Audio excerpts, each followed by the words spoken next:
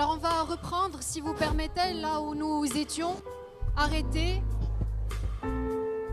On a discuté de barrières systémiques tout à l'heure avec Fedwa Misk et son premier panel. En quelque sorte, on va continuer de parler d'obstacles aussi, là en l'occurrence, avec notre deuxième panel sur les obstacles légaux et culturels.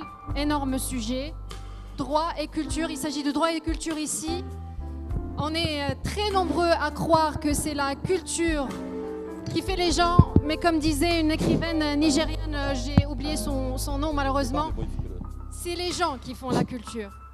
En tout cas, il y a pas mal de choses à déconstruire dans notre société et on va entendre à ce sujet Madame Rita El-Hello, vice-présidente de la CGM, Madame Neila Tiazi, conseillère parlementaire, sous vos applaudissements, Madame Leila Doukali, présidente de la FEM, et un témoignage de Madame Bouchra Abdo, directrice exécutive de l'association ATEC, sous la modération du journaliste confrère brillant Rachid Hlaoui, spécialiste entre autres choses des enjeux sociaux. Pas grand-chose. En tout cas, c'est moi qui me retrouve avec la pression. On va même de démarrer la modération de ce panel.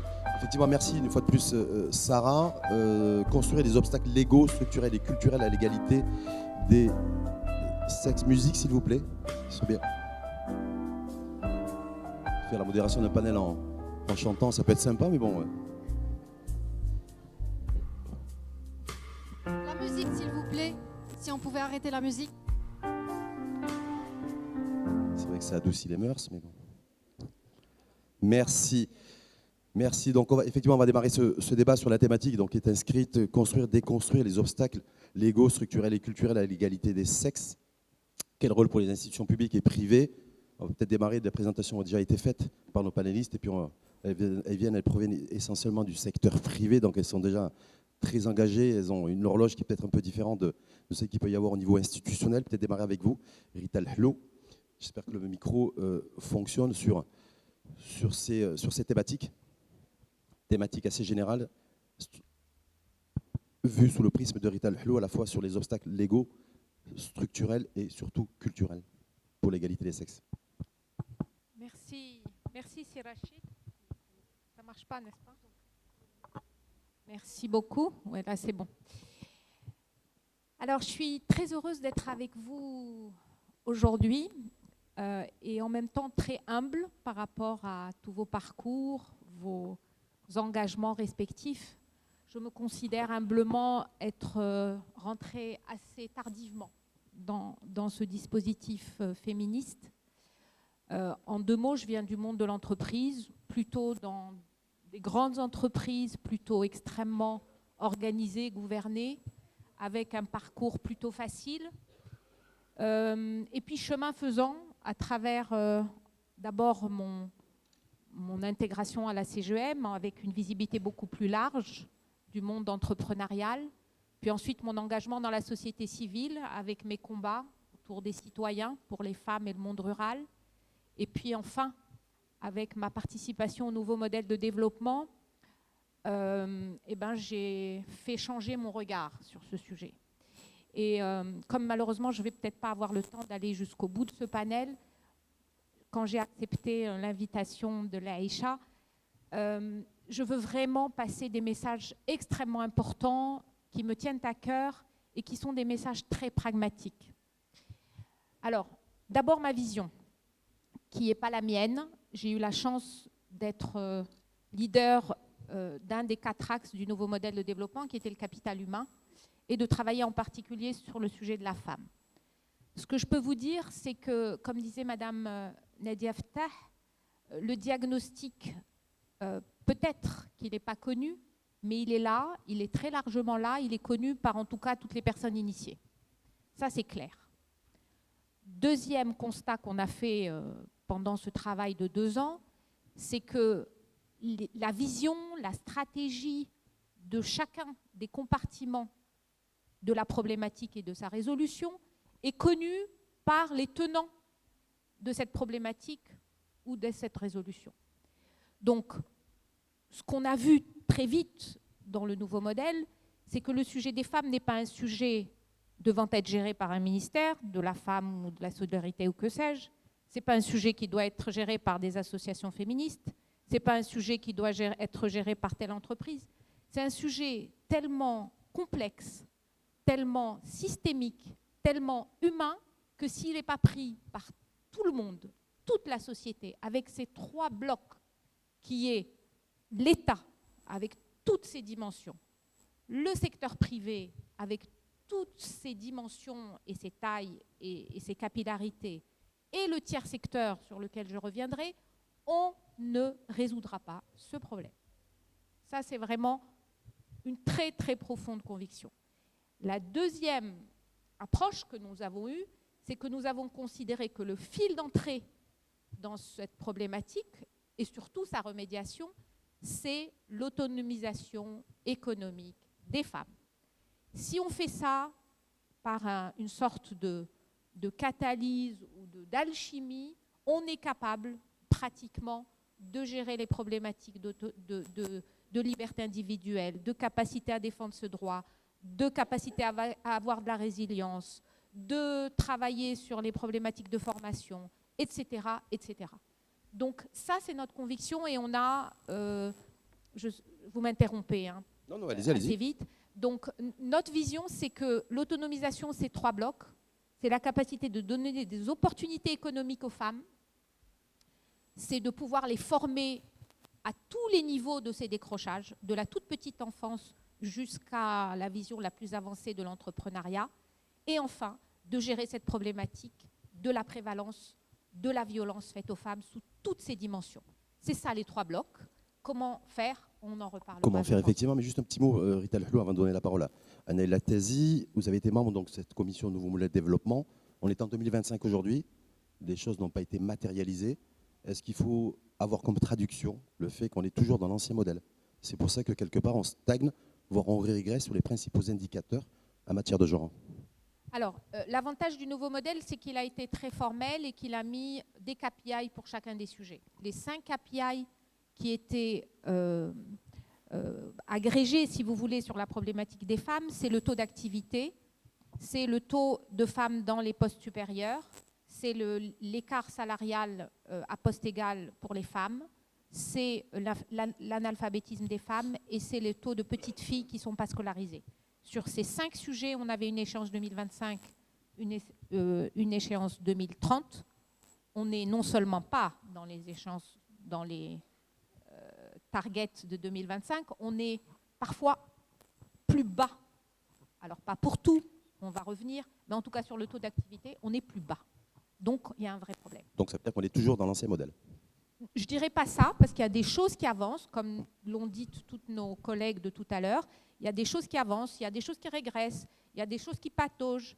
En tout cas, la Mudawana est par exemple une très belle avancée, mais on ne sent pas le mouvement général qui embarque tout ce dispositif. Mouvement de fond. Et c'est valable pour plein d'autres sujets que les femmes. Naïla Tazi, par rapport à, est-ce qu'effectivement cette photographie 2025, elle est par rapport au statut de la femme, par rapport à la femme dans son ensemble, et ce que vient de nous dire Rita El-Hellou en tant que, plus avec sa casquette ou son ancien membre de la commission spéciale Nouveau Modèle de Développement, c'est que les choses qui avaient été recommandées et tout ce qui avait été prévu n'ont pas été forcément mises en place, ce qui fait qu'en fait on n'est pas dans une dynamique de transition et encore moins de transformation, mais de stagnation, parce que tout ce qui avait été prévu et qui devait être mis en place ne l'a pas été fait malheureusement, en tout cas de vue macro. Bonjour, je remercierai aussi Aïcha et toute l'organisation pour cette invitation. Bon, moi, je suis un peu comme Rita. Je suis arrivée... en fait, j'ai eu le niveau d'acuité et de prise de conscience nécessaire de cette question assez tardivement.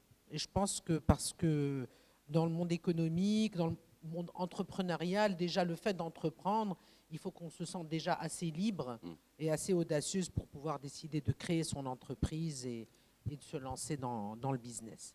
Et donc, moi, je l'ai bien vécu dans le monde politique.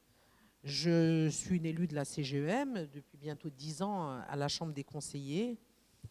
Et c'est dans ce cadre-là que j'ai compris que ce plafond de verre, il est vraiment très, très sérieux.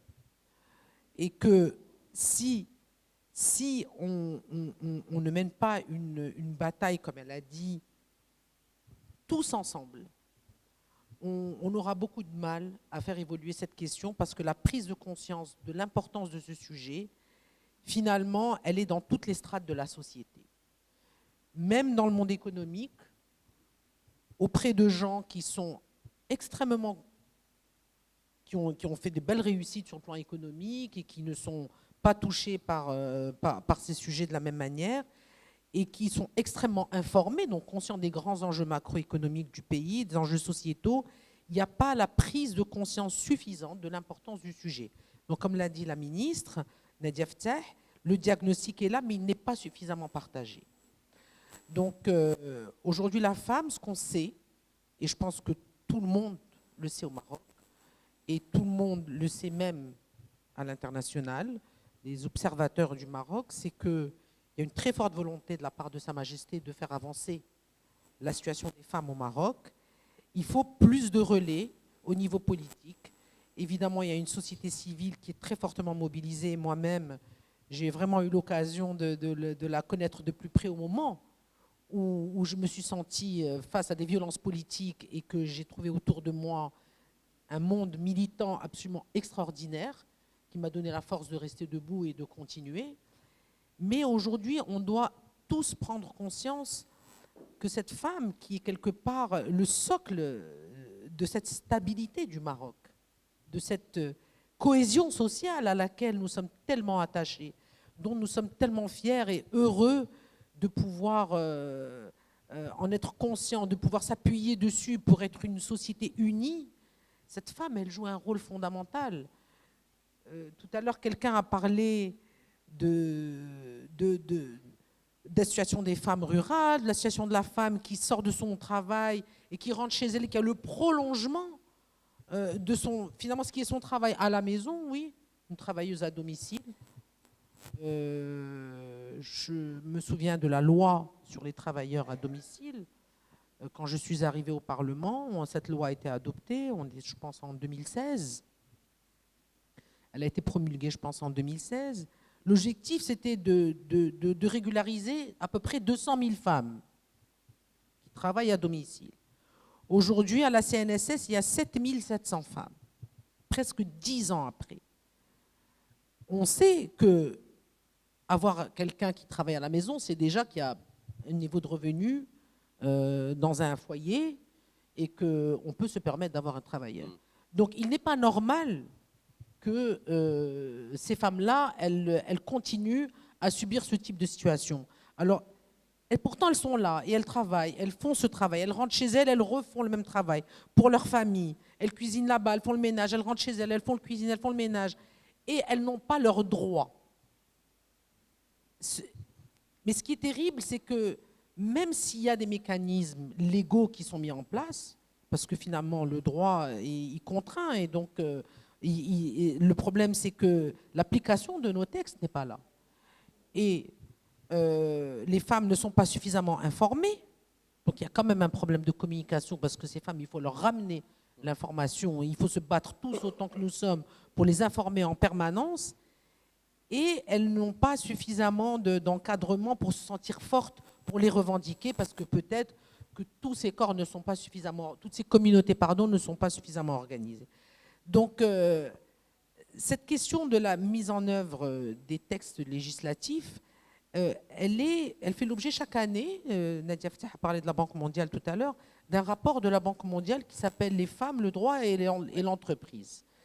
Ce rapport, il y a un certain nombre de critères qui sont analysés à travers les textes législatifs. Ils analysent 190 pays.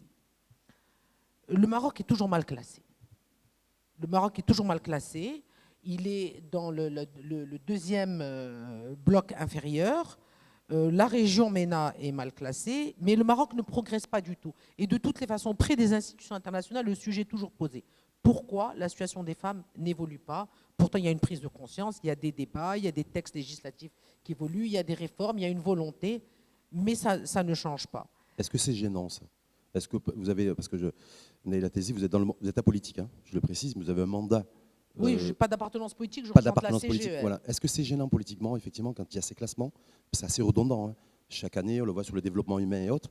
Quand on a ces classements, et ce classement dont vous venez de faire référence, est-ce que ça gêne politiquement? Mais bien Ou sûr c'est que c'est juste un gênant. on peut avoir l'impression de l'extérieur que ça ne gêne pas forcément et que ça ne suscite pas forcément de réaction. Non, mais parce qu'il y a beaucoup de non-dits, il y a beaucoup de... Vous savez, tout à l'heure, je disais que, et Rita, pour reprendre ce qu'a dit Rita, l'hlou, c'est que c'est un problème systémique. Il faut que tous ensemble, moi je vois, il n'y a pratiquement que des femmes. Moi, je voudrais saluer les hommes qui sont là, parce qu'ils sont en minorité, c'est pas normal. On devrait... Aïcha, il faudrait que l'année prochaine, que chaque femme soit obligée d'amener un homme avec elle.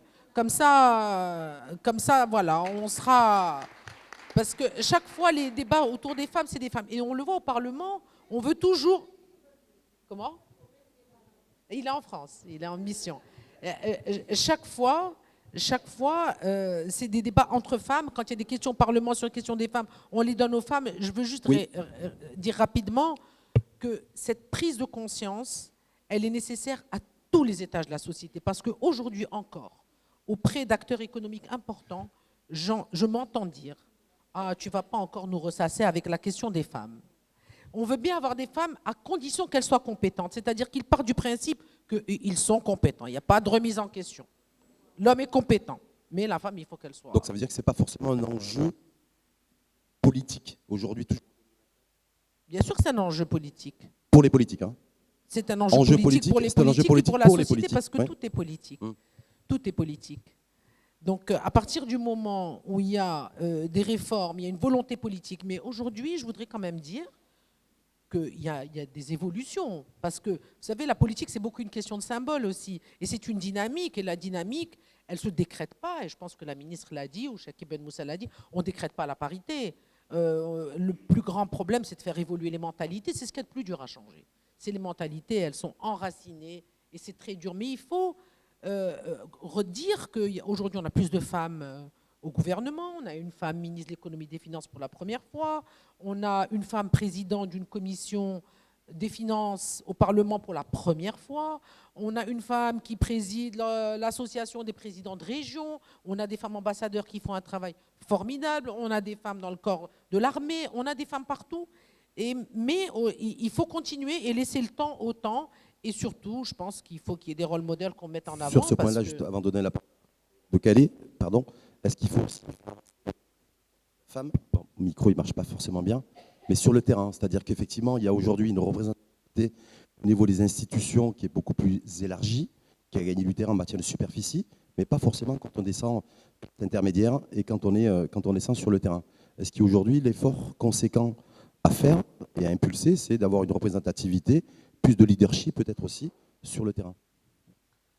Plus de leadership, plus de représentativité. Je pense que on a quand même, par exemple, on a des élections qui arrivent. On verra les textes, ce qu'il y aura de prévu dans les textes. Il faudra se battre, bien sûr, pour avoir plus. Mais on voit aujourd'hui, par exemple, les effets à la Chambre des députés. Il y a quand même 96 femmes. À la Chambre des conseils. Parce qu'il y a une liste. Hein, il y a une liste avec un quota minimum de 90. Mais seulement 6 élus par la voie normale. Donc ça veut dire qu'il y a encore du chemin à faire, mais il faut continuer à se battre pour ces quotas. Il y a la parité sur les listes électorales à la Chambre des conseillers, mais ça ne garantit pas la place des femmes. Ça veut dire que les femmes doivent être tête de liste. Il faut qu'elles aient le courage d'être tête de liste. Mais chaque femme qui avance et qui arrive à persévérer, parce que le plus dur c'est de persévérer, elle devient un modèle de femme qui avance. Je pense que là nous sommes dans un panel de femmes dans le monde économique qui se sont réalisées sur un plan professionnel et qui ont poussé leur engagement plus loin et qui ont envie de persévérer sur ces sujets qui sont éminemment importants pour l'avenir du Maroc, pour sa croissance. Bon, chacune à son niveau, je laisserai... bien sûr, la question de l'entrepreneuriat féminin, je ne m'aventurerai pas parce que j'ai une experte à mes côtés. Rita, depuis son expérience personnelle, associative et surtout le nouveau modèle, je pense que le terrain, c'est quelque chose qui donne une claque. Et puis, que moi, c'est la culture. Hein. On en Oui. parlera parce que c'est beaucoup une question de culture, mais la culture, elle est capable de transformer les choses de manière extraordinaire. Et les femmes s'épanouissent beaucoup, elles s'expriment dans le domaine culturel, elles font avancer les idées. C'est un secteur qui attire énormément les jeunes. C'est le secteur le plus paritaire en termes d'emploi. C'est le secteur qui emploie le plus de jeunes entre 16 et 30 ans dans le monde. Donc, je ne pouvais pas Merci t'en parler. Naïla Tezi, Laïla Doukalib, présidente de la FEM. Bonjour à toutes. Est-ce que vous avez eu le même parcours que Rita et Naïla, avoir cette découverte je un peu voudrais tardivement? saluer l'audience, remercier Aïcha, une des pionnières du féminisme. Alors justement, moi j'ai été sensibilisée, je suis un bébé à FEM, c'est-à-dire à la création de l'association des femmes chefs d'entreprise du Maroc en 2000. Un groupe de femmes qui ont constitué voilà, ce point de départ. Ils sont venus me chercher, moi j'avais l'âge que j'avais, toute jeune, et donc en fait j'ai baigné dessus, donc ce côté-là effectivement j'ai grandi avec et entourée aussi de femmes militantes autour de moi. J'aurais tellement souhaité qu'aujourd'hui qu'on puisse parler, parce que c'est la même problématique et je pense qu'elle a même empiré depuis 25 ans, j'aurais tellement aimé que nous puissions parler aujourd'hui des progrès réalisés dans le cadre de l'égalité économique, mais malheureusement, 25 ans après, nous sommes au même niveau et aujourd'hui, nous allons pouvoir pointer du doigt toutes ces failles silencieuses qui entravent ce nouveau modèle de développement. On ne pourra pas construire le Maroc de demain. C'est vrai qu'il y a une prise de conscience. On a entendu tout à l'heure les membres du gouvernement parler, notamment sur le sujet du Code du travail. Donc, M. Skouri, c'est vrai qu'il va mettre en place tout cela.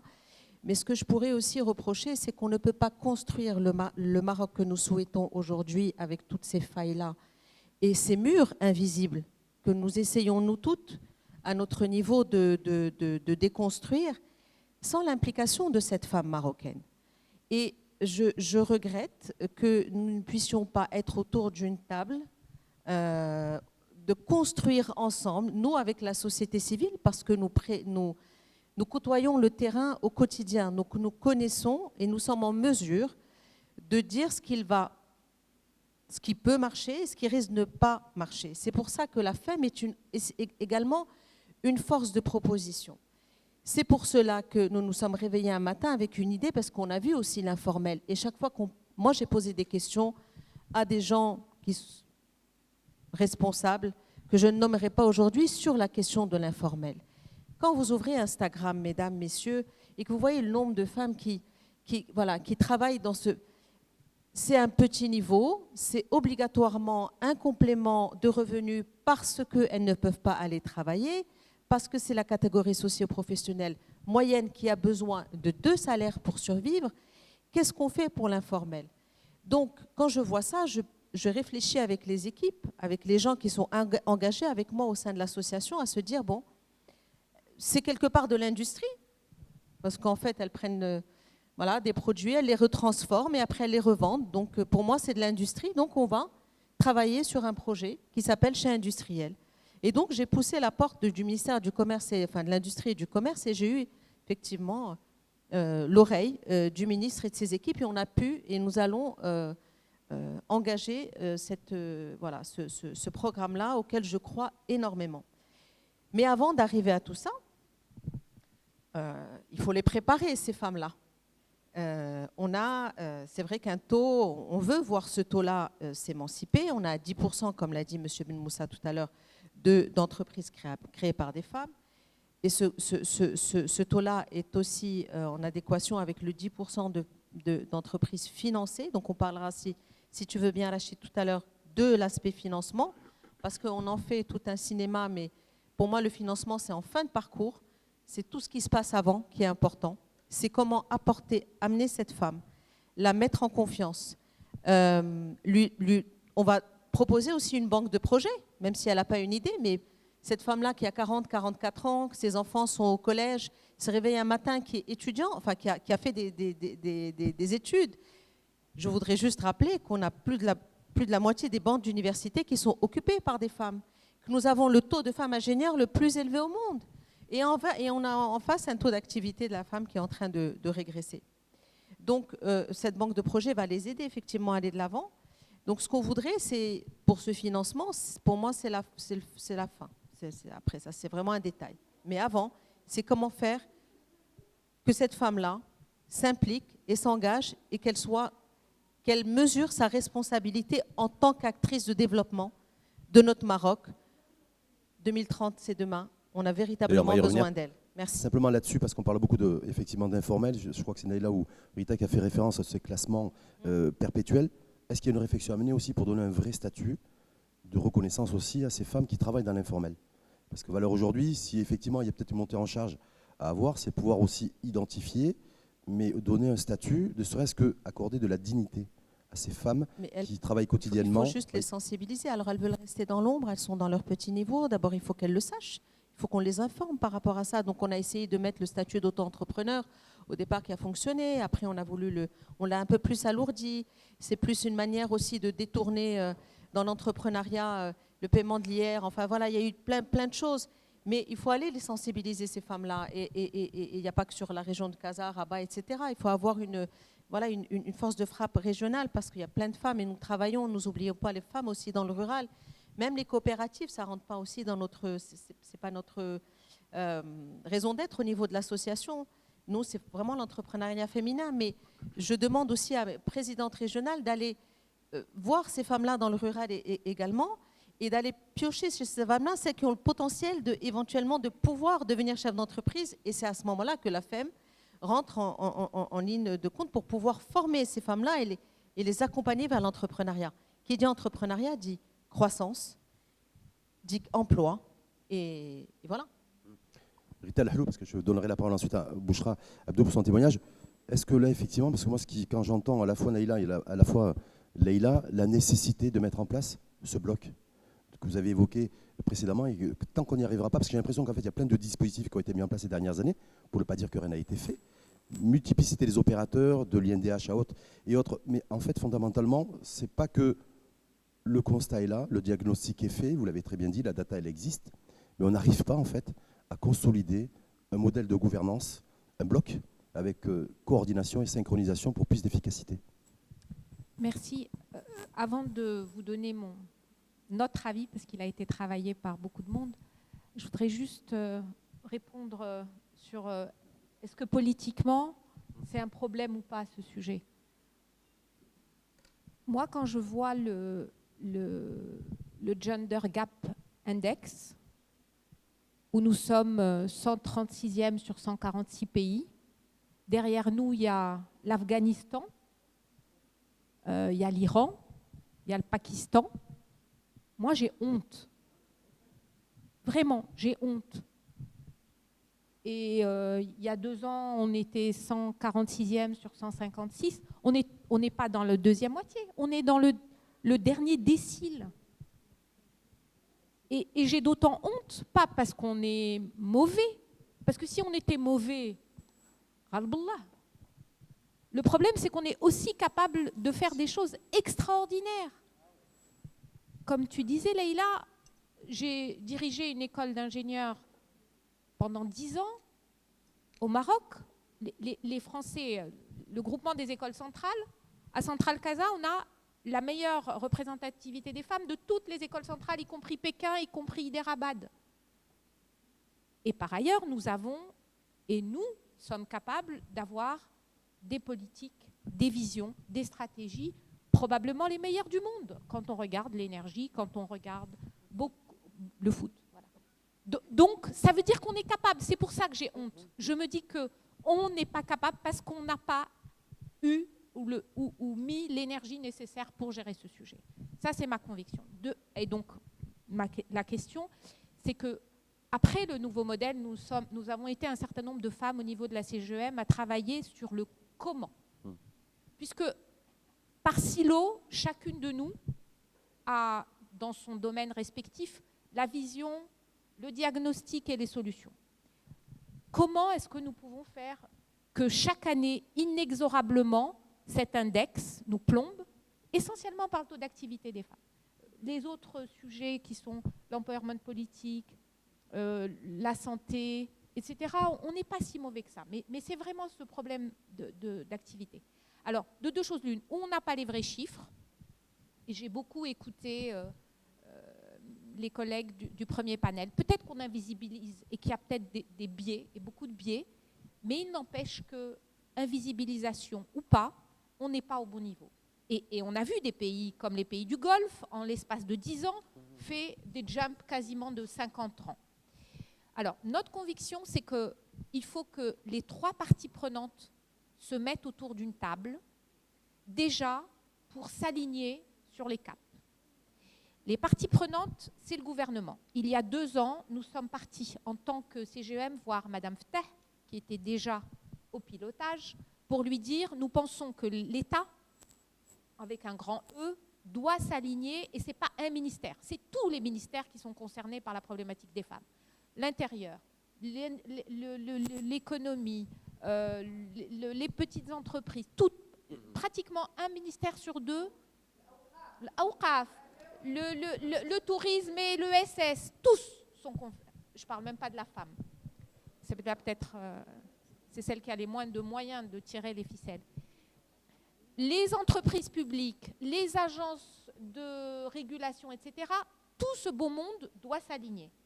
Nous sommes, en tant que CGEM, prêts à nous aligner sur les chartes, sur les visions, sur l'entrepreneuriat, sur les dispositifs des entreprises pour faciliter tout l'accès de ce qui nous concerne, évidemment.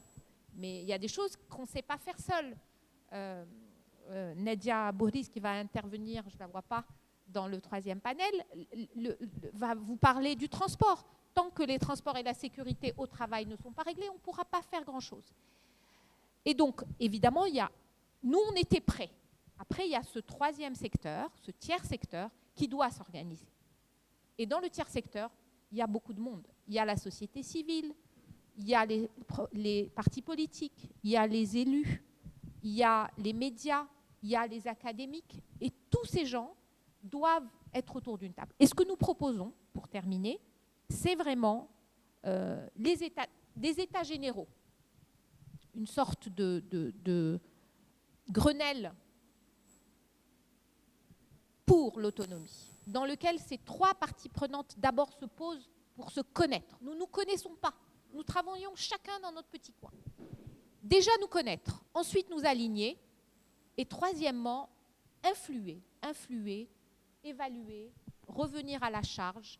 À chaque fois qu'il y a une politique publique qui se plante, qu'on soit capable de l'évaluer et de dire voilà ce qui n'a pas marché, voilà comment on peut corriger le tir, voilà nos avis, nos recommandations sur les différentes réformes, voilà les intrications qui font que cette réforme ne marche pas parce que d'autres parties prenantes ne sont pas dedans.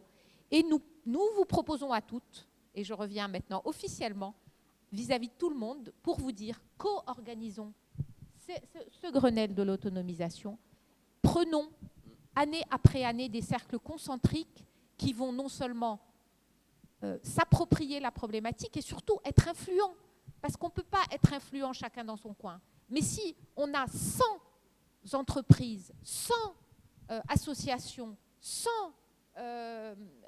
institutions d'État qui ont un cap, je suis désolée, au plus haut niveau de l'État, on nous demande de le faire, au plus bas de la pyramide, il y a une misère sociale. De fortes attentes.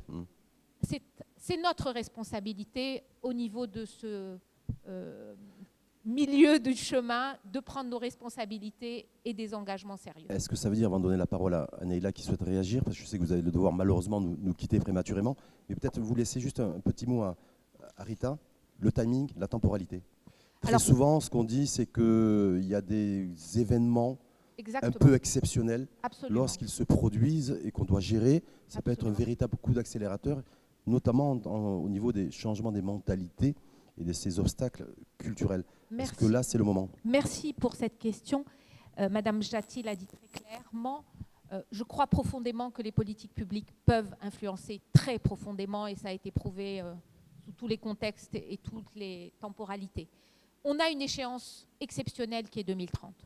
Nous avions 2 échéances au nouveau modèle. 2025, il est planté, on est d'accord.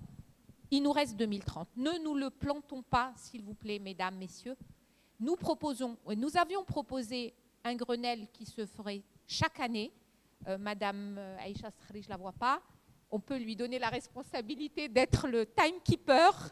Vous êtes avec elle. Prenez cette initiative de nous réunir tous. On est tous partants. Et chaque année, cette assemblée où nous sommes peut se transformer dans ce grand collectif, cet état général de l'autonomie.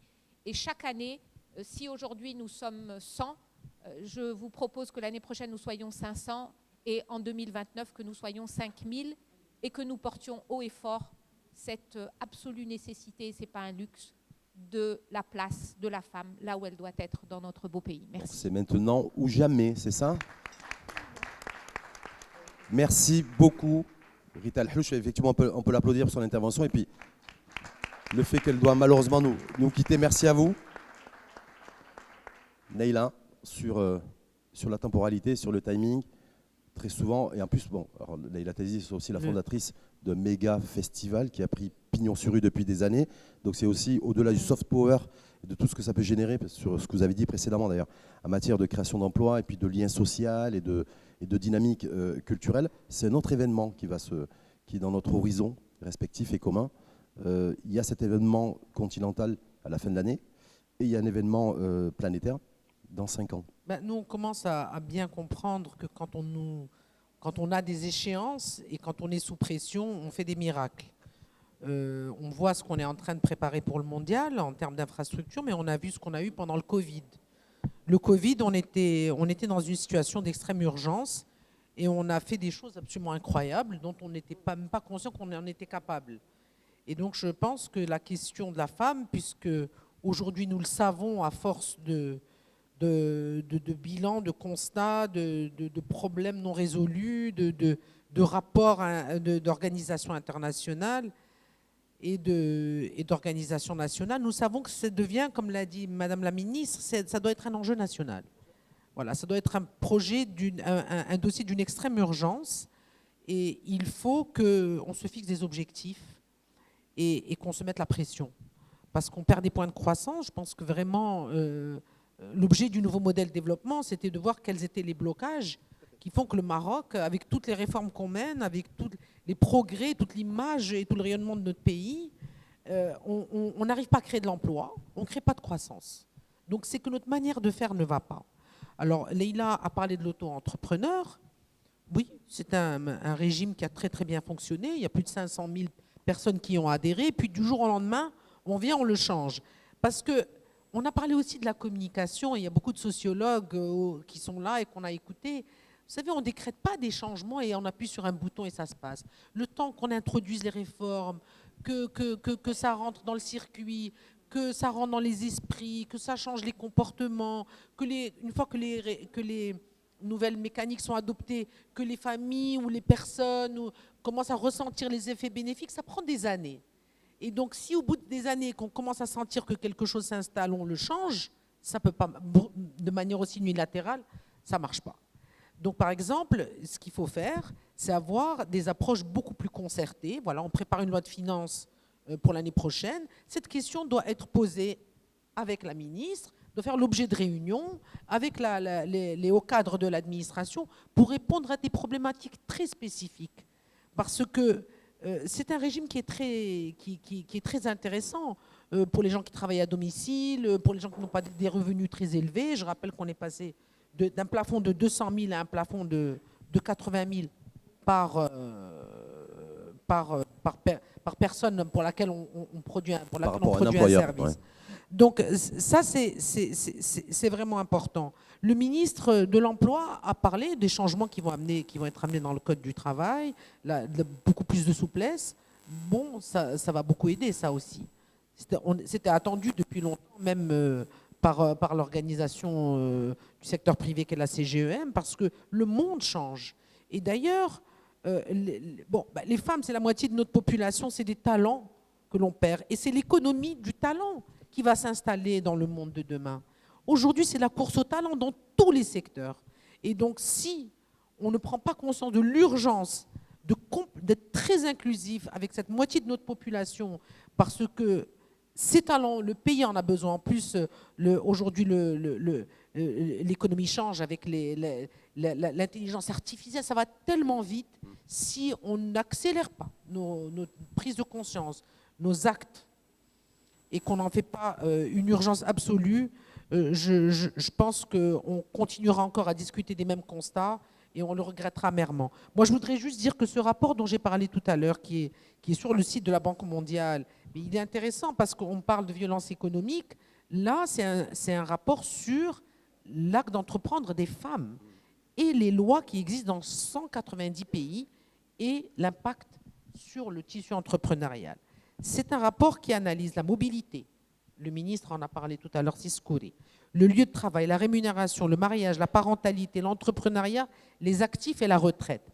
Donc tous ces critères qui permettent à des femmes d'aborder leur vie professionnelle et leur autonomie. Voilà, donc c'est quand même inquiétant de voir que chaque année, moi ça fait 9 ans que je suis au Parlement, presque 10 ans que je suis au Parlement, et que ce rapport, je le suis chaque année, et que ces institutions internationales ne comprennent pas pourquoi le Maroc n'avance pas sur ces sujets, avec tous les signaux très forts qu'on envoie sur tout un ensemble d'autres sujets. Et pourquoi ça Rita ne l'a suscite... dit à la honte, on devrait tous avoir honte et il faut que ça change. Et pourquoi ça ne suscite pas forcément des réactions d'ailleurs d'un point de vue politique? Parce que quand il y a des rapports qui sont pas forcément l'avantage d'un pays, et en l'occurrence du nôtre, ça devrait susciter un débat, réaction et des débats. On n'a même plus de réaction, on n'a plus de débat. Oui, parce qu'il y a trop de machisme et la preuve, c'est que les hommes ne sont pas assez présents dans ces débats, donc il n'y a pas assez de prise de conscience et ça se décline sur toutes les strates de la société et à tous les niveaux. Donc il faut une mobilisation plus forte. Mobilisation plus forte. Leïla, sur la temporalité, le target, Leïla Tézi dit il y a urgence. Oui, on est capable de faire des miracles. On est capable de faire des miracles, mais là, on ne peut pas. Là, ce n'est pas une baguette magique. Alors on essaye, comme je vous l'ai dit, ça fait 25 ans que nous sommes là, en termes de société civile, etc. Nous avons avancé, puis on a eu 10 années de PJD, puis on a reculé, etc. Donc voilà. Mais là, je voudrais rebondir sur ce que disait Neila sur le taux de croissance. On est à 3% approximativement. Pour créer de l'emploi, c'est du 6%. Eh bien, écoutez, le gouvernement doit prendre en considération que pour effectivement créer de la croissance, il faut prendre en considération l'apport que pourrait générer cette femme marocaine. Mais qu'est-ce qu'on fait? C'est-à-dire que quand nous étudions les choses, vous avez différents ministères qui chacun trace sa route sur l'entrepreneuriat féminin. Mais jamais ils ne se consultent entre eux et il n'y a pas une feuille de route commune qui va permettre à ces femmes-là d'accéder à leur émancipation et à leur autonomisation. Donc, parmi des choses qu'on pourrait proposer, c'était éventuellement, ça serait une structure. Moi, ce dont je rêve, c'est d'une structure dédiée à l'autonomisation économique de la femme, qu'elle soit rurale ou urbaine. Parce que c'est le moment de prendre en considération, c'est urgent, comme Neila l'a dit, Rita en a parlé.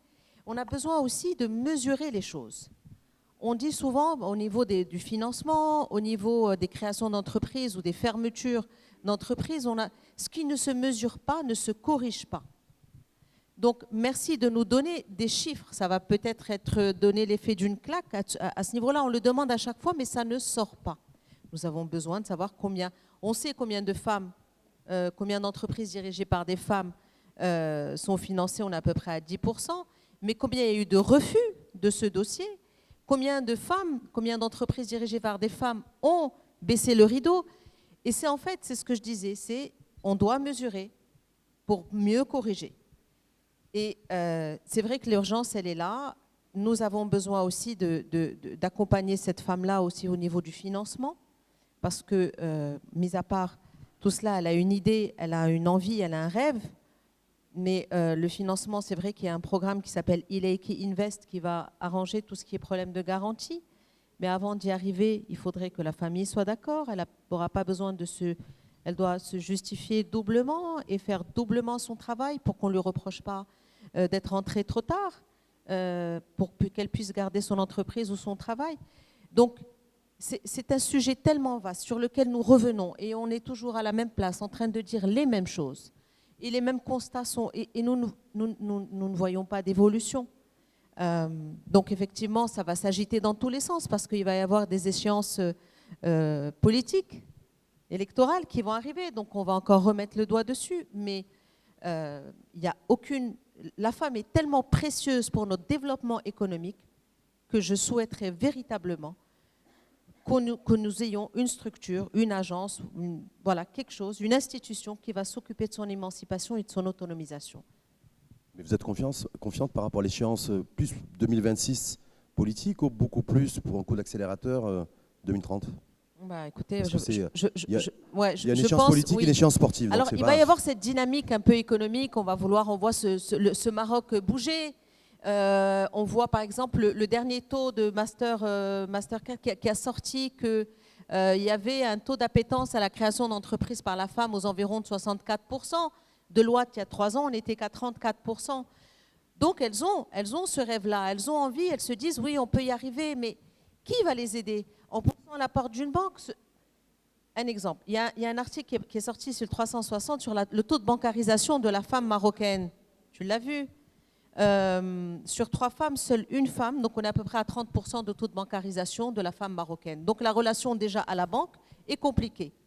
Donc il faut l'accompagner aussi dans ce sens. Elle peut avoir une idée, mais il faut la rassurer. C'est pas certainement pas dans le milieu patriarcal dans lequel nous évoluons qu'elle va aller chercher cette sécurité ou cet engagement ou ce soutien dont elle a véritablement besoin. Donc la société civile est consciente de tout cela. Et nous travaillons, nous, avec les moyens que nous avons et avec tous les bénévoles qui nous entourent pour aller. Et je pense que d'ici 2030, oui. Mais moi, ce qui m'inquiète, c'est après 2030. Déjà, arrivons à 2030, arrivons à bien gérer 2030, comme on a pu gérer le Covid, peut-être avec une gouvernance, c'est peut-être Naïla Tazi, une gouvernance Covid pour la pro-genre, pour l'inclusion. Dans la perspective 2030, vous avez fait référence effectivement à notre pays qui a eu cette capacité à réaliser ce qu'on peut imaginer, c'est-à-dire mettre en place des mesures qui ont été appliquées par tous les citoyens au niveau de la gestion Covid. Est-ce que par rapport à l'échéance 2030 et cette capacité aussi à avoir une société beaucoup plus métissée, beaucoup plus équilibrée, beaucoup plus égalitaire, est-ce qu'il serait intéressant aussi que ce soit qu'on s'inspire un peu de ce modèle qui a été mis en place pour la gestion Covid? Je pense qu'on s'apprête à engager un débat très important autour de la réforme de la Moudawana qui va mettre sur la table des questions extrêmement importantes. Je pense par exemple à la valorisation du travail des femmes à domicile. Moi, je pense aujourd'hui à une personne avec qui j'ai eu l'occasion d'échanger récemment, qui vient de divorcer et qui a reçu une décision d'un huissier de partir de son domicile avec son enfant parce qu'elle a été mariée plus de 15 ans et l'appartement appartient à son mari. Donc voilà le genre de précarité dans laquelle peut se retrouver une femme du jour au lendemain sans domicile. Donc les programmes de financement pour les femmes, c'est bien avec les institutions financières, mais il ne faut pas que ce soit sur des sommes modestes. Il faut que tout le monde ait plus de courage, les institutions financières aussi et surtout dans l'accès au financement, si on veut faire avancer la situation des femmes. Parce que sinon, comment on fait? Voilà, une femme dans cette situation, comment peut-elle faire? Et c'est ce qui fait que finalement, on se retrouve otage d'une situation où on passe de la tutelle des parents à celle du mari, puis ensuite celle des enfants. Parce que la femme, quand elle devient âgée, c'est ses enfants qui s'occupent d'elle. Et c'est terrible. C'est très humiliant. Donc tout ça, il faut que ça change. Et je pense que, évidemment, ça ne se fera pas du jour au lendemain, ça prendra du temps. Mais les débats, ça va être compliqué. J'imagine que les débats au Parlement vont être très, très complexes sur cette question-là. Et je pense que là, les hommes et les femmes ont un rendez-vous avec l'histoire pour faire changer des choses qui vont totalement transformer la dynamique et l'accélérer. Les débats qui devraient démarrer dans les prochaines semaines au Parlement? Première chambre d'abord. On attend, on espère très très prochainement. Donc on doit être tous très très très mobilisés, hein, la société civile, la classe politique, économique, tout le monde doit se mobiliser parce que vous savez, c'est des réformes, c'est tous les 20 ans. Donc, évidemment, il y a des déceptions. On attend beaucoup sur l'héritage, qui est le nœud du problème.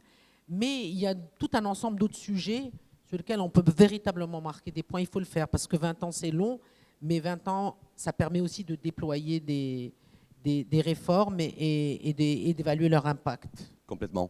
Merci, mesdames. On va donner, je vais donner tout de suite la parole à... Oui, oui, pardon, Leïla. On conclut ou... Non, parce qu'on a un témoignage de Et après, Bouchra. on conclut Et après, on conclut. Effectivement, on va écouter Bouchra. Oui. Excusez-moi, je voudrais juste dire, à titre personnel, moi, Leïla, j'ai démarré une entreprise avec 10 000 dirhams de capital. C'est pas beaucoup. Et quand je l'ai démarré, j'aurais jamais imaginé que je me retrouverais administrateur de la CGEM, que je serais parlementaire. On ne se projette pas. On a envie d'entreprendre. C'est une vocation. Bon, j'ai eu la chance de croiser Sabah Charaibi à Espod. J'ai eu la chance de croiser après sur mon chemin Marine Ben Saleh.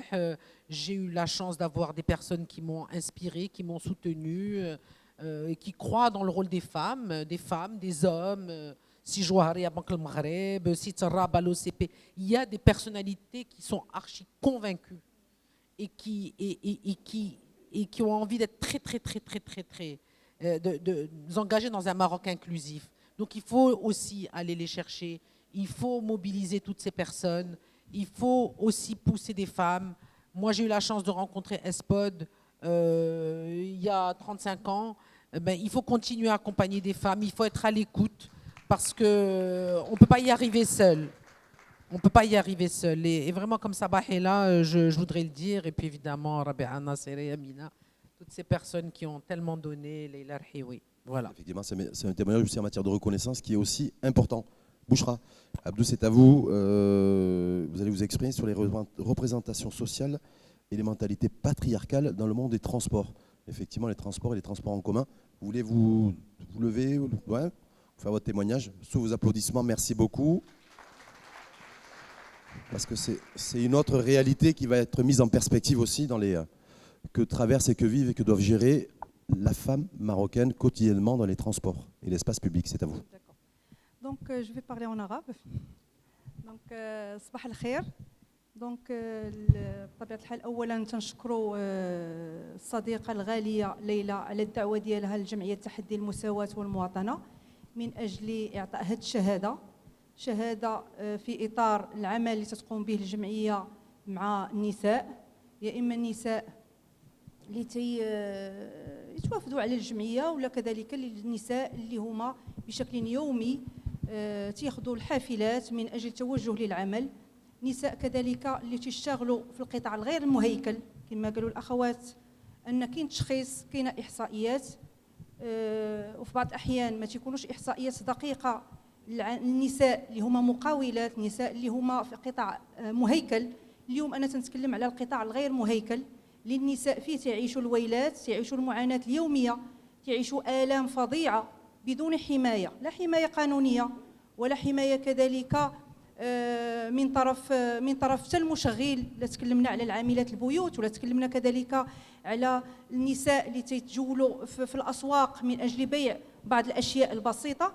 إذا اليوم حان الوقت أننا نتكلموا على هذا القطاع الغير المهيكل بشكل جدي، لأن باش نتكلموا اليوم على النساء اللي تيشتغلوا يا اما كعاملات البيوت ولا عاملات بائعات متجولات ولا نساء اللي تيشتغلوا في الحمامات ولا تيشتغلوا مثلا في عده اماكن غير مهيكله، هما بشكل يومي تياخذوا واحد الحافله ولا تياخذوا واحد وسيله نقل، ولكن تعيشوا واحد المعاناه يوميه، تعيشوا واحد العنف مركب، اي انها يمكن تكون تتمارس عليها العنف داخل البيت الزوجيه، ولكن في الوقت اللي تقدر انها تكون في الشارع داخل الحافله تتمارس عليها التحرش. ما تنتكلموش على التحرش اللفظي اللي هو يمكن تنعتبروه سهل وبسيط جدا وتقليدي، تنتكلموا على الاحتكاك، تنتكلموا على اللمس، تنتكلموا على ممارسات شاده اللي تتخلي هذيك العامله اللي هي باغا تمشي للمعمل ولا تمشي مثلا عند السيده تشتغل عندها انها تتولي تترفض الجسد ديالها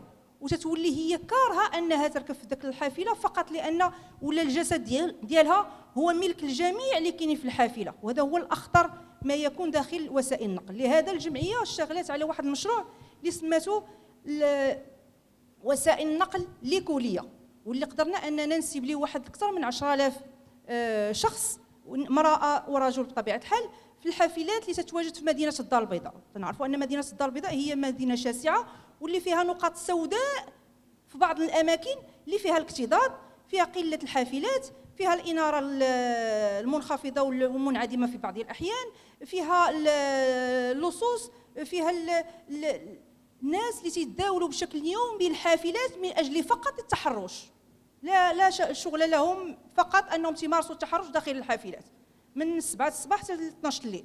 هذا هو العمل ديالهم، بالرغم ان مخافر الشرطه والشرطه القريبه ديال هذوك النقاط السوداء انه تعرفوا الاسماء وتعرفوا الاشخاص الى اخره، ولكن ما كاينش تحرك. لهذا داخل هذه الحمله قدرنا اننا نديروا واحد دراسه تشخيصيه مع واحد العدد كثير ديال النساء، واللي قدرنا نسيبليو فيه واحد 500 امراه، واللي 71% من النساء اللي تيدخلوا تيركبوا في الحافله واللي تيتوجهوا للعمل ديالهم هما تيعتبروا ان الحافله ما غير صالحه، ان خصهم شي موين دو ترونسبور اوتر اللي فيه لا سيكوريتي وفيه فريمون لا بروتيكسيون من داك لا فيولونس اللي هو تيتمارس عليهم داخل الحافله.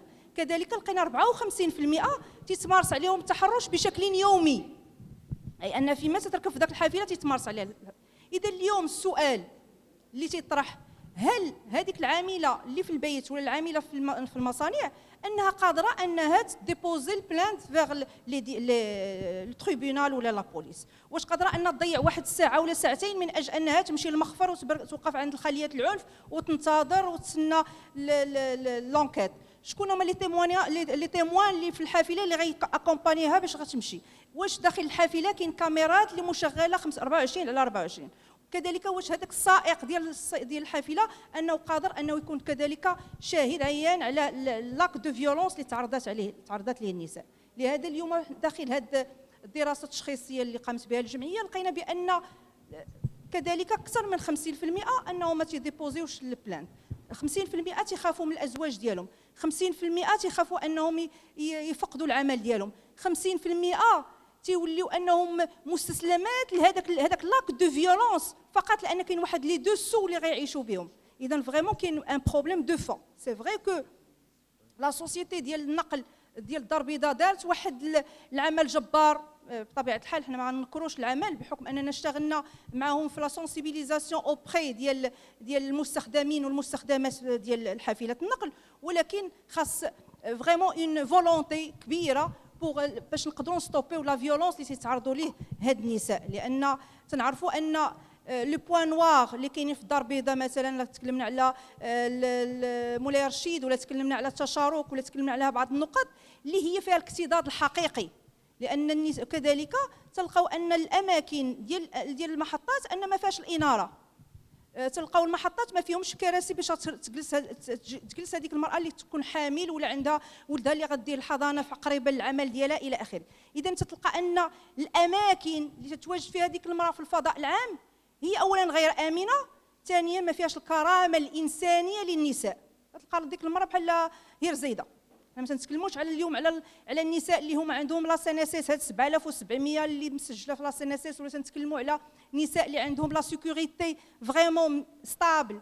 تنتكلموا اليوم على نساء اللي هما معيلات للاسر، نساء اللي الراجل وولادها الى اخره هما ناعسين يمكن في الدار وهي اللي تشتغل عليهم، نساء اللي عندهم ذوي الاحتياج ذوي الاعاقه داخل البيت، نساء اللي هما يمكن يفيقوا من الصباح حتى العشيه بوغ 100 درهم. اذا اليوم ضروري خاص اعاده النظر في السياسات العموميه، وكذلك ان كان خاص ضروري ان تسليط الضوء على هذه الفئات وخاصه النساء اللي تياخذوا هذه الوسائل النقل، كيفاش ممكن القطاع الخاص انه يشتغل في هذا الموضوع. كذلك اليوم كذلك معنا اتحاد العام للمقاولات هو خاصو يشتغل مع المجتمع المدني وخاصه الجمعيات اللي تشتغل عن قرب وعارفه الحقيقه واللي يمكن تدير تشخيص دائم مع لا بوبولاسيون باش تقدر توصل بعض لا سوفرونس ديال هاد الجروب سيبل. لان احنا اليوم محتاجين كل المؤسسات باش نقويو الجهود ونقويو العمل ديالنا بوغ افونسي.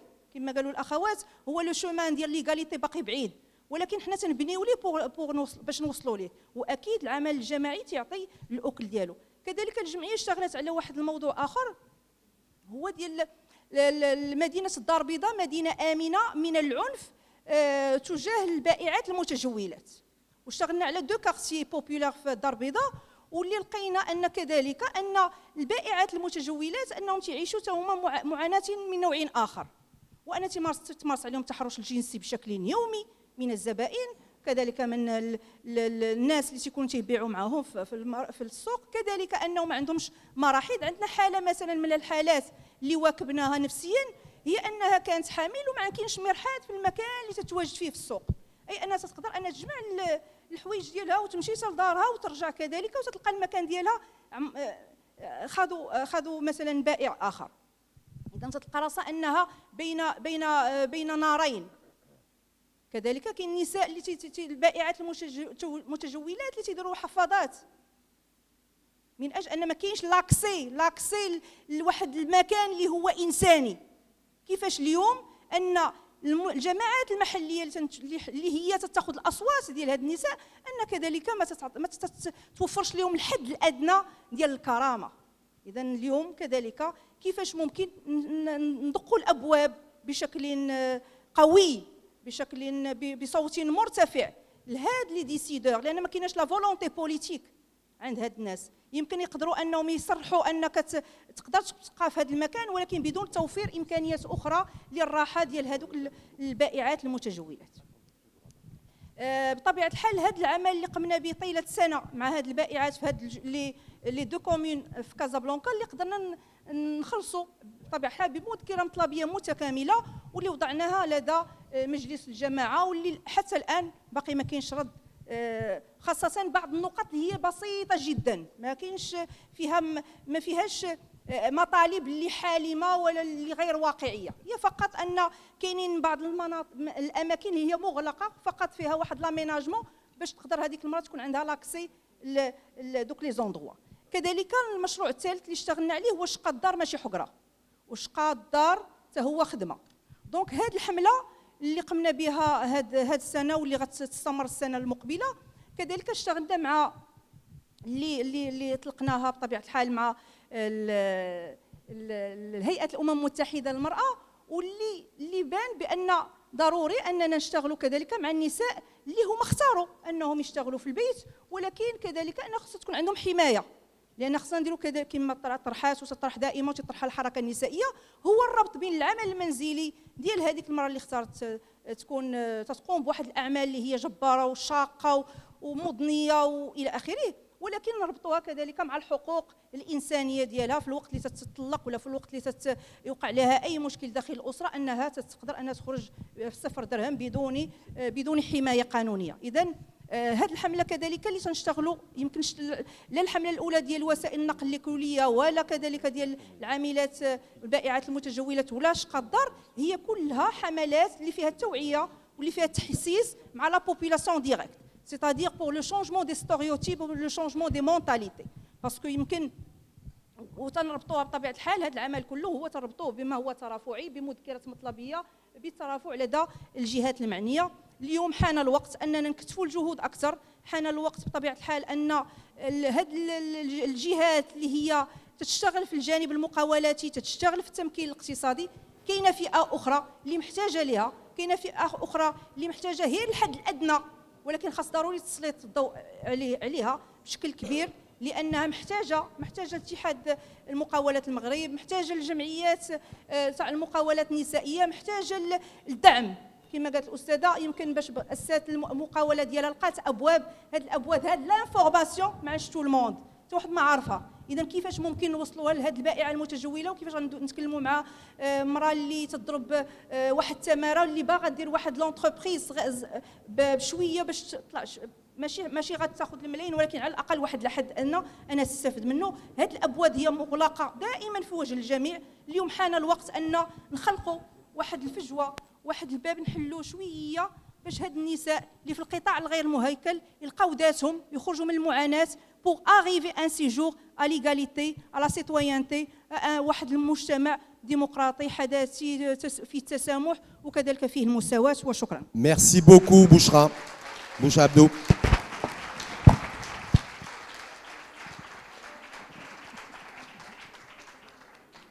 On va passer s'il y a des questions à poser aux différents panélistes. Oui, je pense qu'il y a des micros, voilà. Micros qui vont... Merci. Alors, tout d'abord, je souhaite remercier Madame Aïcha Skhri pour cet événement qui est important et nécessaire et qui est surtout inclusif, qui a pu rassembler associations, militants, activistes, jeunes et moins jeunes. Je voudrais être toujours jeune, mais je parlais association. Je trouve ça aurait été important d'écouter les voix de victimes de ces violences-là, les avoir avec nous aujourd'hui, de leur donner la parole. Face au harcèlement, notamment au travail, il y a une omerta et un silence qui persistent. Pour briser ce silence, il est crucial que les femmes et les filles se sentent en confiance, écoutées et crues. Malheureusement, Une autre forme de violence. Malheureusement, mon expérience personnelle montre les obstacles qui persistent. Donc, ma camarade Rim et moi-même avons lancé une pétition contre un chanteur connu, condamné pour viol. Et à notre grande déception, des associations féministes ont refusé de signer et sont restées silencieuses. Cela soulève une question importante. Existe-t-il un plafond de verre pour les auteurs de viols lorsqu'ils sont connus ou puissants? Ma question est la suivante. Comment pouvons-nous briser ce silence et cette protection accordée à certains hommes et libérer la parole des victimes qui n'osent pas témoigner? Merci. Merci à vous. Là, s'il vous plaît. Merci. Bonjour tout le monde. Je voudrais tout d'abord commencer par féliciter Madame Skhri pour cet événement et féliciter aussi bien le premier panel que le deuxième panel pour leur intéressante intervention. Ce que je voudrais dire d'abord, c'est que j'aurais bien aimé, au-delà des ministres qui étaient là présents, qu'il y ait aussi le ministre de l'Éducation nationale. Car une chose importante, pour les changements de mentalité, le changement des préjugés, on a besoin d'abord de commencer à la base, au niveau de l'éducation et du plus petit âge. Ça, c'est important. On a besoin également de la formation des formateurs, que ce soit au niveau de l'école, au niveau du lycée, au niveau de l'université, mais aussi au niveau de toutes les administrations, et sans bien sûr parler des élus du domaine politique. Au-delà de cela, ce que je voudrais rajouter, c'est que on a des lois. C'est sympa, c'est top. On ne peut pas dire que tout est noir, Madame Doukali. Il y a eu beaucoup de changements au Maroc par rapport à la situation de la femme, d'accord? Mais il y a encore des choses à faire. Ce qui est important de dire que les diplômes seuls ne sont pas suffisants. On a beaucoup de diplômés femmes dans les bancs des universités. Les majors des promotions sont des filles. Mais au-delà, il faut développer les soft skills, les hard skills, les IT skills, ça c'est très important, parce que quand on veut recruter, on demande aux femmes plus d'exigences que par rapport à un garçon, et vous l'avez dit tout à l'heure. Maintenant, il faut aussi savoir, du point de vue neurosciences, les femmes ont un cerveau multitâche. Elles sont capables, malgré tous ces blocages, de dépasser beaucoup de limites et de gérer beaucoup de choses, contrairement à un homme. Maintenant, pourquoi on les bloque? Est-ce qu'on ne peut pas, pour changer les mentalités, commencer d'abord par la vraie et réelle volonté politique? Et ma question, est-ce que vous ne pensez pas que appliquer une discrimination positive pour commencer, pour imposer, pour faire de la pression à tous les niveaux, pas seulement politique, à tous les niveaux, une discrimination positive avec de la coercition? Si on n'a pas d'amende, de coercition, lorsqu'on a voulu imposer la ceinture de sécurité, on l'a fait très rapidement, alors que les Marocains n'étaient pas habitués. Parce que je ne pense pas qu'on devrait attendre longtemps les changements des mentalités. On peut imposer par la pression. Merci à vous. Voilà, Autre merci. question, là, s'il vous plaît. Oui. Oui, c'est l'équilibre. Bonjour. Homme-femme, gauche-droite. C'était moi. S'il vous plaît, il y a trop de questions. Ouais. Par contre, des questions, alors, s'il vous plaît, ça sera plus simple. Rapidement. Donc je suis Rizlan Ben Achir. Rapidement, je voudrais appuyer une idée qui a été abordée par les intervenantes. Et bien sûr, remercier Aïcha pour l'organisation de cette rencontre et de ces assises et l'organisation de cet espace de discussion et de dialogue dont nous avons besoin de ces espaces-là. Il y a très, très peu d'espace. Et l'idée, tout à l'heure, c'était, je ne sais pas, qui a parlé des États généraux. Voilà, des États généraux. Ce point a été discuté hier entre nous, les associations, avec Aïcha, et on a parlé de forum. Et moi, j'appelle d'abord les institutionnels à organiser ces rencontres et ces états généraux au niveau national, régional et local, pour qu'on ne reste pas. Dernier point, et dans ces forums-là, on parle des droits économiques, mais aussi des droits fondamentaux de la femme, du code de la famille, du code pénal, des libertés individuelles, parce que si nous n'avons pas tout ça, il n'y aura pas une autonomisation effective des femmes au Maroc, et je vous remercie. Merci à vous. On va juste passer de l'autre côté. Et puis un point quand même qui a été un éclaircissement par rapport à ce qui a été dit par la jeune. J'aimerais bien savoir qui sont ces associations qui n'ont pas voulu signer, je ne sais pas, cette pétition, parce que nous, personnellement, on n'a rien reçu. Voilà. Ok, merci à vous. On va passer à droite juste pour équilibrer. Et puis on ne pourra pas prendre les questions de tout le monde, je pense. Ça va être... Parce qu'on va être pris par le temps, donc c'est juste une question de temps. Évidemment, je remercie Aïcha de m'avoir S'il vous plaît, donné... s'il vous plaît. Est-ce que c'est bon? Oui. Je suis vraiment très reconnaissante à toutes ces belles personnes. Moi, j'arrive dans tout ça depuis très peu de temps. Ce que j'ai envie de dire, c'est que je viens de Fès. Ça fait 2 ou 3 décennies qu'à Fès, nous avons des routes cassées, tout n'est pas bon, etc. Il a fallu une volonté politique. En 15 jours, ils sont rentrés dans les jardins des gens, ils ont élargi, ils ont tout fait. Moi, je ne veux pas attendre. La mentalité, quand est-ce qu'elle va changer? Quand je vais avoir 300 ans? Non. Une chose. Et 2 choses, la ceinture de sécurité. Le jour où ils l'ont installée, tout le monde était contre. Tout le monde, depuis qu'elle a été légiférée, tout le monde la met, il oublie. Donc, il faudrait la pression. 3e chose, on a une culture de la pression.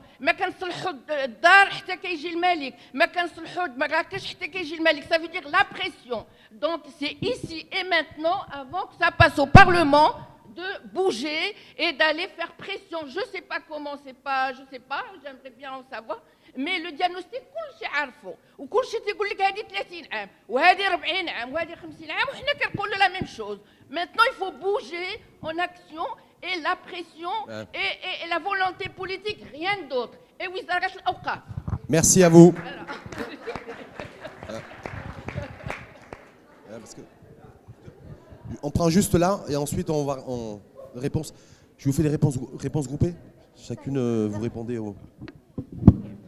أزول حنان الفقيري رئيسة جمعية المرأة للتنمية والتضامن بالحسيمة. سعيدة أنني معكم، سعيدة كنمثل إقليم الحسيمة. أنا في الأول جاني كان عندي واحد الخوف. صحاب لي هاد المشاكل كنعرفوهم غير حنا، عندنا غير حنا، ولكن لله الوزارة كتعرف، المؤسسات كتعرف، الجمعيات د الرباط والدار البيضاء، كلشي عندنا نفس المشاكل، عندنا نفس الهموم، عندنا نفس التحديات. إذا مادام عارفين هذا الشيء مازال كاين الأمل أن هذا الشيء يمكن يتصاوب، يمكن ولادنا يعيشوا في واحد المجتمع اللي زوين أحسن وإن شاء الله. بالنسبة للعنف الاقتصادي، الشعار ديال المؤتمر النسوي اللي كنشكر بعدا أستاذة عائشة على الاستضافة، وكنشكر كلشي الجمعيات اللي كانوا معنا البارح، واحد النقاش اللي زوين. بالنسبة للعنف الاقتصادي، أنا غنحي لكم على آخر تقرير ديال المندوبية السامية للتخطيط. الريف يعرف أقل نسبة ديال العنف، هي الريف، الحسيمة والناظور. حنا ما عندناش المشاكل، ما عندناش العنف، ما عندناش التحرش الجنسي، ما عندناش العنف الاقتصادي، ما عندناش كل شيء أنواع العنف. حنا أحسن ناس. علاش؟ وإحنا مازال ما كنوصلوش نهضروا على العنف. النساء في الريف ما كيعرفوش إلا كيتعرضوا للعنف، ما كيعرفوش إلا خصها تمشي، ما كيعرفوش اللي ما كيقدروش يهبطوا للمحكمة. اللي ساكنه في كتامه ولا في بني قميل، يعني النواحي ديال الحسيمه، هذوك اللي عندهم الكيف اللي كتقولوا راه بزناسه عندهم فلوس وراه ما عندهمش حتى باش يهبطوا للمدينه يمشيو للمحكمه يشكيو بهذاك اللي كيعنفها. ما كيعرفوش الا من حقهم انهم يمشيو للسبيطار يديروا شهاده طبيه. ما كيعرفوش بان حقهم في التشغيل. نرجع لسميتو العنف الاقتصادي، عندنا واحد شويه دابا العنف اللغوي ماشي مشكل. المهم انا من البارح اليوم تعلمت فرنسي، بعد هذا الايجابي هذا اجمل حاجه. الكلمات اللي كنعرف بالفرنسي كنزير باش نفهمكم والله. ميرسي ميرسي. لا واحد الحاجه عافاك، واحد علاش بغيت نهضر. العنف الاقتصادي بالنسبه للحسيمه كاين عدد ديال التعاونيات وعدد ديال المقاولات على علتي مهم، على علتهم المستوى الثقافي ديالهم ولا المعرفي ولكن كيديروا مجهود، كيديروا واحد المجهود كبير، كيخدموا كيجتهدوا، ولكن للاسف الشديد لامباكت ما كاينش. القطاعات المسؤوله راه ما كتعرفهمش، ما كتشجعهمش، ما كدير لهم حتى حاجه. وحتى انا علاش هزيت الكلمه ماشي باش نستعرض المشاكل اللي عندنا ولا نلعب دور الضحيه ابدا، الحسيمه واعره. انا بغيت نقول الله يرحم الوالدين، الجمعيات اللي كيشتغلوا مع المقاولات اجيو عندنا، اجيو عندنا، اجيو عندنا. شكرا. شكرا ميرسي بوكو. On va juste à la dame devant, très rapidement s'il vous plaît. Très brièvement, Leïla Majdouli, Solidarité féminine. Moi, je voudrais souligner deux choses. L'introduction de l'éducation sexuelle dans les établissements, mais aussi à travers les médias, parce que les médias jouent un rôle très important. Pourquoi je parle de l'éducation sexuelle? C'est parce que les mamans célibataires que nous recevons à l'association Solidarité féminine n'ont pas été avisées pour ne pas tomber dans le piège des promesses des mariages, promesses non tenues, et se retrouver avec un enfant sur les bras sans aide, sans reconnaissance sociale, ni statut social. Donc l'éducation sexuelle, l'éducation à l'égalité, la culture de l'égalité dans les établissements scolaires. Merci beaucoup. Merci infiniment à vous.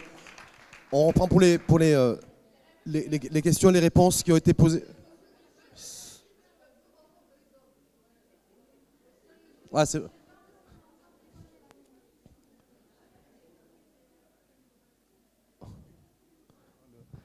Bonjour, Mohamed Zainabi, je suis journaliste, féministe. Journaliste et féministe.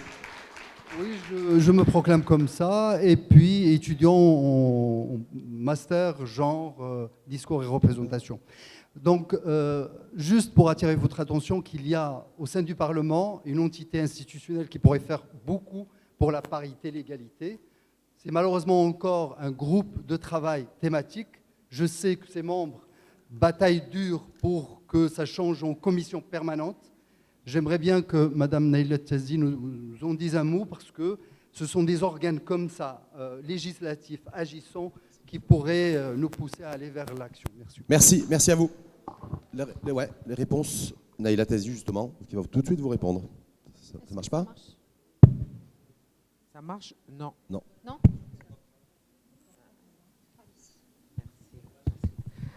Oui, merci pour... En fait, cette commission, c'est une commission thématique qui existe au sein de la Chambre des députés. À la Chambre des conseillers, nous n'avons pas cette commission. Nous allons la mettre en œuvre.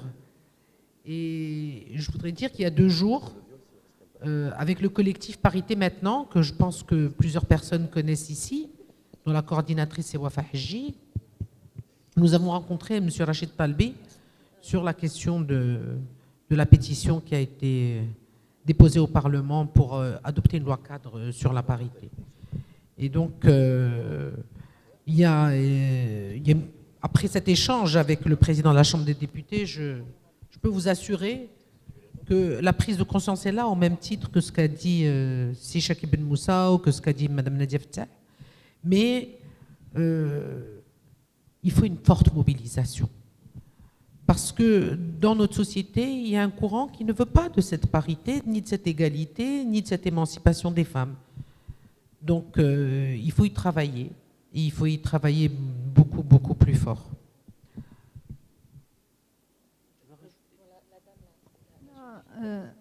مساء الخير. غير بالنسبه للنقطه اللي طرحتها الاخت ديال كيف ماما كيف بابا، هو ديال لا سيناتور ديال هاد البيتيسيون كونتر شونتور ديال اللي قام بالتحرش ولا بالاغتصاب ديال السيده، وان اليوم حان الوقت من اجل اون غروند كورديناسيون بين الجمعيات، لان سي فري كاين حزازات معينه ولا كاين شي حويجات اللي ما تدوش، ولكن خاص لا سيركيلاسيون دو لانفورماسيون. راه بارفوا تنقدروا نصيفطوا لواحد وتنساو واحد الى اخره. il faut créer une plateforme. انا j'aimerais bien que الجمعيات يخلقوا واحد لا بلاتفورم فيما تكون دي بيتيسيون كلشي تيكون عنده او كورون، كلشي تيكون مذكرات المطلبيات تكون محطوطه في ذاك البلاتفورم بور نو با ريبيتي لا ميم شوز. بارفوا تنديروا نفس الاشياء اللي تنقوموا بها نفسنا بعضياتنا. يمكن ان غنديروا اليوم الجمعيات اتاك غدير مذكره حول العنف الرقمي، الاخر تا هو تيدير لا ميم شوز، لوطر كذلك. الى خاصنا نخلقوا واحد اون غروند بعدا اون سوليداريتي اونتر لي اسوسياسيون اولا. كذلك خصنا نجمعوا هذا العمل الرائع اللي تقوم به الحركه النسائيه في المغرب، لانه عمل جبار وكبير جدا واللي تيخلق فريمون واحد الضغط على لي ديسيدور. دونك يمكن تقدر ان تكون شي حويجات اللي ما تدوش ويمكن تتقلقوا فيها بعض الجمعيات، ولكن خاص ضروري لا سيركيلاسيون دو لانفورماسيون، خاص ضروري ان البارطاج ديال لي ميمو، البارطاج ديال لي زاكسيون، لا كرياسيون اون غراند سوليداريتي اونتر لو موفمون فيمينين، لان همنا واحد، هم ديالنا هو واحد المجتمع تتسود فيه المساواة، واحد المجتمع خالي من العنف والتمييز. هذا هو اللي جامعنا كلنا في هذه القاعة. إذن هذا هو الهدف الأساسي علاش حنا مجموعين. إذن هو علاش يكون هو الركيزة الأساسية بوك لا كرياسيون دون بلاتفورم ديال لو موفمون فيمينين. Bouchra, coucou. Je voulais juste rebondir sur ce que tu viens de dire et te dire que cette plateforme existe déjà. Je la gère. Ça s'appelle egalitemag.com. Et d'ailleurs, je vous invite tous à vous inscrire et à m'envoyer vos informations. C'est fait vraiment dans ce sens. C'est-à-dire toutes les actualités féministes qui ne trouvent pas leur place dans les médias généralistes sont les bienvenus. Et c'est comme ça qu'on pourra réunir toute l'information concernant l'actualité féministe des femmes.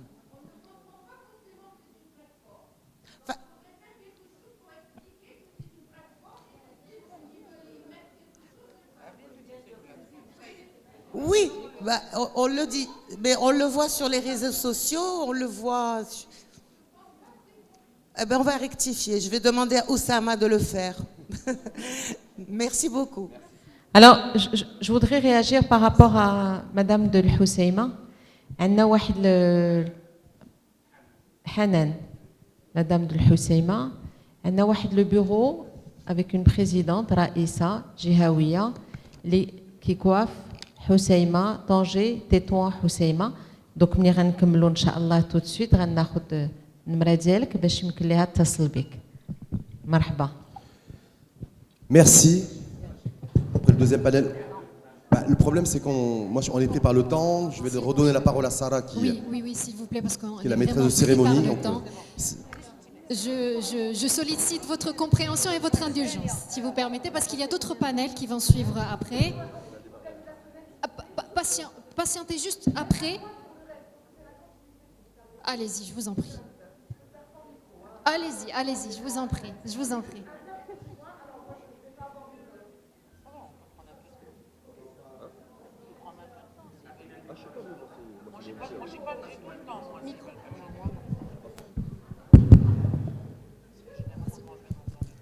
Bonjour, Nidal Azhari de l'Union féministe libre, l'Ittihad Nisa el-Hur. هي النقطة ديالي فقط من ناحية لغوية. Donc, on peut être francisante et francophone, on l'apprend à l'école, quand le mot, c'est une langue décoloniale, enfin, un reliquat colonial si on veut bien. Donc, أنا كنستعملها في الأول غير باش نبقاو في هذا الإطار هذا.